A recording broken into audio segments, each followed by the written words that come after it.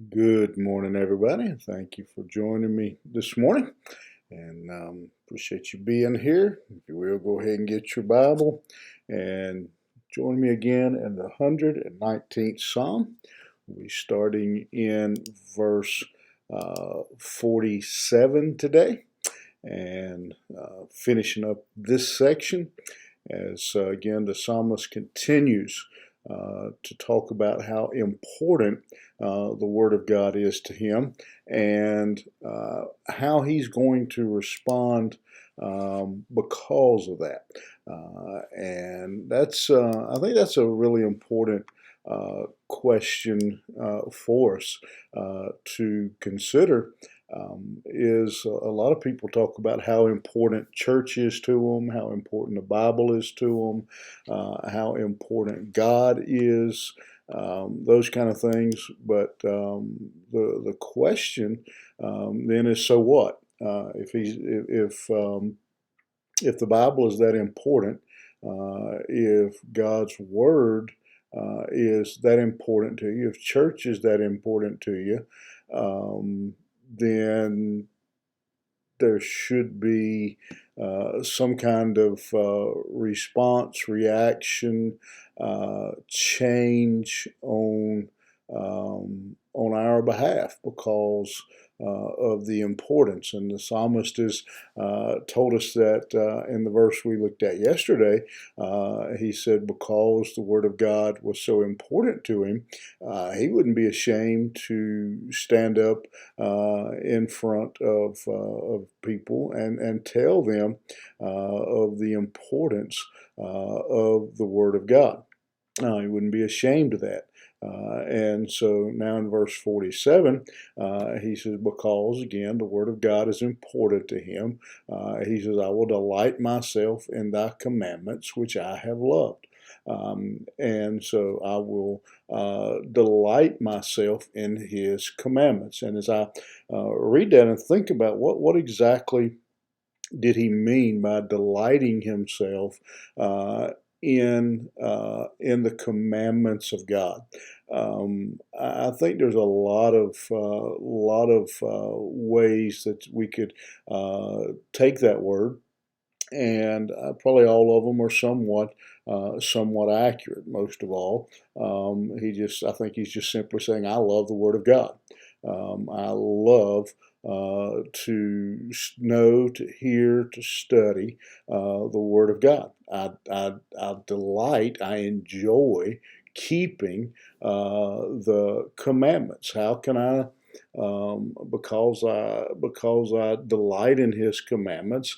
I'll keep His commandments. It's kind of to sound like Spock here, illogical to say I love the Word of God, I delight in the Word of God, and then not keep and obey those commandments, to not honor that Word, to not live by the commandments that God has given. And so I think that's one aspect. I think again he's saying he just enjoys. It brings joy to his heart. It brings peace in his life. And he says, so I will follow those commandments. My hands also will I lift up unto thy commandments, which I have loved, and I will meditate in thy statutes. And so again, he says there is a reaction, there is a response to loving the Word of God. I will lift up my hands. And the idea of lifting up hands is usually in the idea, it's associated in the Bible, it's associated with prayer. We also know, we see it even today in our worship services, a sign of praise. And so the psalmist is saying, he's going to, that the love of God's word causes him to pray. And I think that's an byproduct of loving the Word of God. If I love the written Word of God, then I should desire a conversation with the author.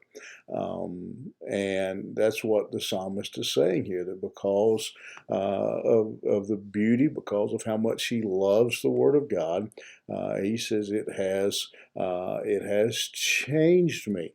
And I have, because I've fallen in love with His Word, I delight in it, and it stirs me and it makes a difference in me. And throughout this psalm, he's listing and describing some of those ways how the Word of God has impacted his life and changed how he sees things, how he deals with things. And so I think that's a real challenging question for us today. Is what difference has the Word of God made in our life?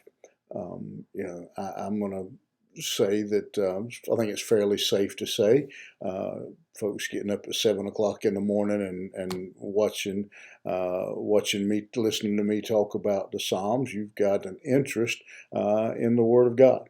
And most all of us have, a Bible, probably several Bibles. I went through my books about a year ago and straightened them out and organized them. And I had a stack of Bibles as high as your head, and they were all mixed in. I didn't even realize I had all of them. We have, we all have, Bibles. But what difference is that Word of God making in our life? Is the Word of God causing us to be unashamed? Is the Word of God leading us to, how do I say this? Is the Word of is our love for the Word of God bringing us back again and again to the Word of God? The Bible's kind of like a good restaurant. You find a good restaurant, you go back there and you order again. When you find the Word of God and you love it, you go back and you go back and you go back. You keep going back, looking for more. And ultimately, the written Word of God should be leading us and drawing us to a closer relationship with the author of the Word of God. People stand in line to have people have authors autograph their book. I've got some books that I had the opportunity to have the author sign the book, and that's a real. I like that. Those are real special books to me because I met the author. Some of them I just know the author, and that's very important to me. How much more important is it today for us to have a good relationship with the author of the Word of God? Hope that challenges you thinking a little bit, and we'll see you back here tomorrow morning.